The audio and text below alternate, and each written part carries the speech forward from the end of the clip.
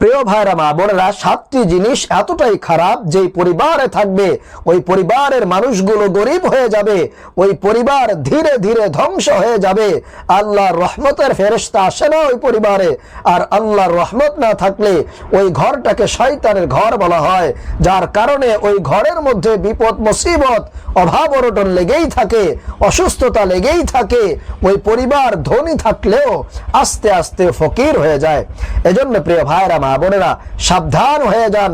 এই ভয়ঙ্কর 7টি জিনিস যদি আপনার ঘরের মধ্যে থাকে তাহলে এখনই পরিহার করুন, অভ্যাসগুলোকে ত্যাগ করুন, নিজেকে এগুলো থেকে বিরত রাখার চেষ্টা করুন, নচেত বড় ধরনের ক্ষতির মধ্যে আপনাকে পড়তে হবে। প্রিয় ভাইরা মা বোনেরা, এই 7টি খারাপ জিনিসের মধ্যে 1 নাম্বার হলো যারা বেশি বেশি খাবার অপচয় করে। খাবার, আল্লাহ রাব্বুল আলামিন কোরআনে যে নির্দেশনাটা দিয়েছেন আগে আপনারা সেটি শুনুন। আল্লাহ রাব্বুল আলামিন কোরআনে বলছেন, ওয়াকুলু ওয়াশরাবু ওয়ালা তুসরিফু ইন্নাহু লা ইউহিব্বুল মুসরিফিন। আল্লাহ রাব্বুল আলামিন বলছেন, তোমরা যা পারো খাও এবং পান করো, ওয়ালা তুসরিফু, তোমরা অপচয় করো না, ইন্নাহু লা ইউহিব্বুল মুসরিফিন। আল্লাহ রাব্বুল আলামিন যারা অপচয় করে তাদেরকে আল্লাহ তাআলা পছন্দ করে না। এজন্য প্রিয় ভাইরা মা বোনেরা, আপনি টাকা পয়সা অপচয় করতে পারবেন না, আপনি জামা কাপড় আপনার পোশাক আদি অপচয় করতে পারবেন না, আপনি খাবার দাবার অপচয় করতে পারবেন না, কারণ এটা আল্লাহর পক্ষ থেকে আপনাকে রিজিক দেওয়া হয়েছে।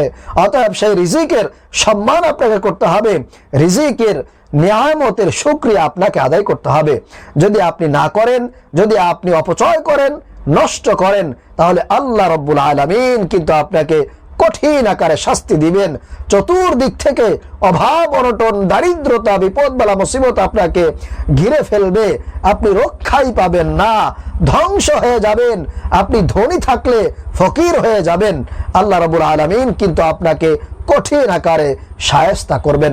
প্রিয় ভাইরা মা বোনেরা, 7টি খারাপ জিনিসের মধ্যে থেকে 2 নাম্বার হলো দাঁড়িয়ে পেশাব করা। যারাই দাঁড়িয়ে পেশাব করছেন, আজ হোক কাল হোক, আপনার ব্যবসা বাণিজ্য থেকে সমস্ত বরকত উঠে যাবে। বিভিন্ন সমস্যার কারণে, আপনার অসুস্থতার কারণে, লোনের কারণে আপনার এমন বিপদ আসবে, দেখবেন কোটি টাকা টান দিবে, আপনাকে দেখার কেউ থাকবে না। আপনার সমস্ত ধন দৌলত, টাকা পয়সা কিন্তু শেষ হয়ে যাবে আপনার বরকত না থাকার কারণে। এজন্য বিশেষ করে আমার প্রিয় ভাইরা, সাবধান হয়ে যান, দাঁড়িয়ে কখনোই পেশাব করবেন না।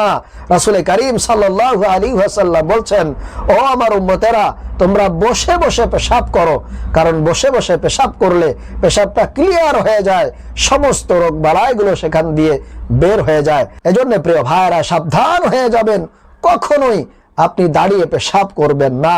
যদি আপনি বরকত পেতে চান, যদি আপনার সমস্ত কাজের মধ্যে আপনি বরকত পেতে চান, তাহলে অবশ্যই আপনাকে বসে বসে পেশাব করার অভ্যাস করতে হবে। এরপরে 7টি খারাপ জিনিসের মধ্যে 3 নাম্বার হলো আত্মীয়দের সাথে সম্পর্ক ঠিক রাখা। আত্মীয়দের সাথে খারাপ আচরণ না করা, দুর্ব্যবহার না করা।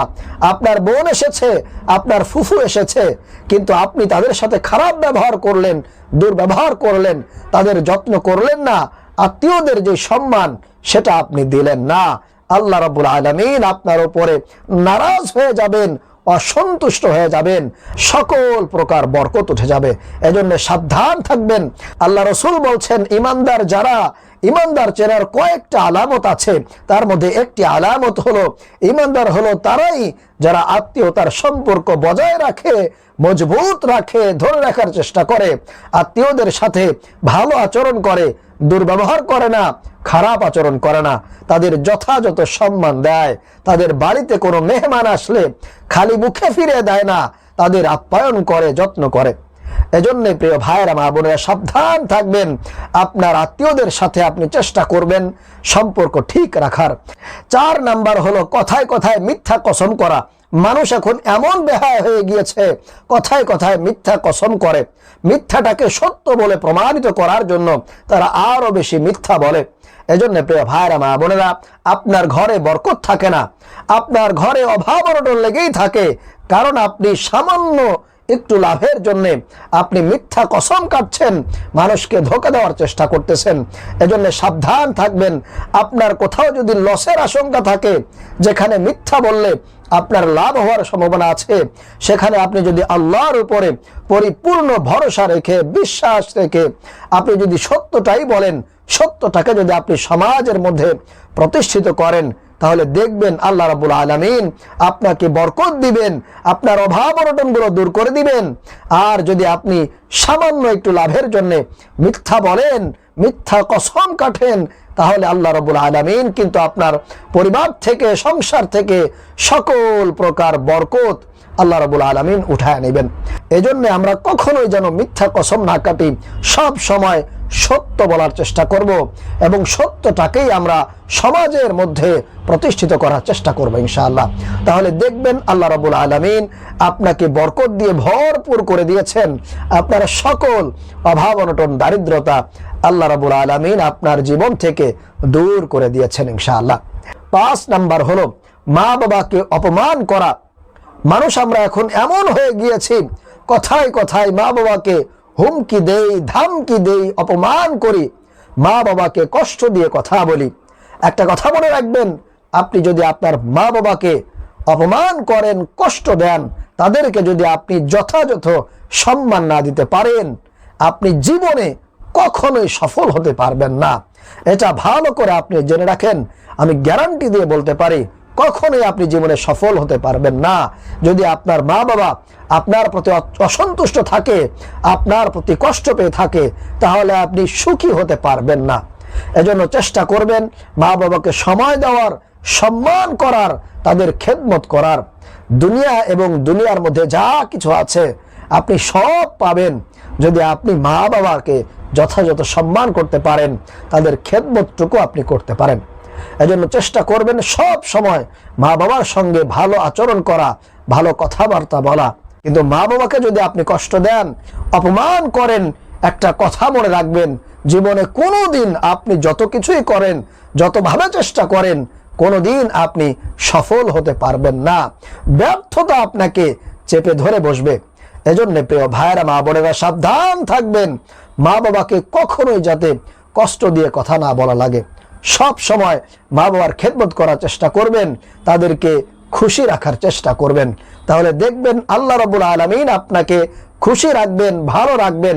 আল্লাহ রাব্বুল আলামিন আপনার সকল প্রকার বিপদ মুসিবত থেকে কিন্তু আপনাকে হেফাজত করবেন, শুধুমাত্র মা বাবাকে খুশি রাখার কারণে, মা বাবার খেদমত করার কারণে। আশা করি বুঝতে পেরেছেন। তারপরে 6 নাম্বার হলো দাঁত দিয়ে নখ কাটা। আমরা অনেক সময় দাঁত দিয়ে নখ কাটি, কিন্তু এটা কখনোই করা যাবে না। দাঁত দিয়ে যদি আপনি নখ কাটেন, তাহলে আপনার বাড়িতে কখনোই বরকত প্রবেশ করবে না, বরকত দূর হয়ে যাবে আপনার বাড়ি থেকে। কারণ আল্লাহর নবী সাল্লাল্লাহু আলাইহি ওয়াসাল্লাম কঠোরভাবে নিষেধ করেছেন দাঁত দিয়ে নখ কাটতে। এই জন্য প্রিয় ভাইরা, মা বোনেরা, এই বদ অভ্যাস যদি আপনাদের মধ্যে থেকে থাকে, তাহলে আজকে থেকেই এটা পরিহার করার চেষ্টা করুন। তা না হলে অভাব অনটন আপনাকে ছাড়বেই না, আপনার জীবনে উন্নতি আসবে না। সর্বশেষ হিংসা করা। হিংসা করবেন না, কারো ধন দৌলত দেখে, টাকা পয়সা দেখে, ভালো ব্যবসা বাণিজ্য দেখে, ভালো চাকরি দেখে, ভালো ইনকাম দেখে আপনি হিংসা করবেন না।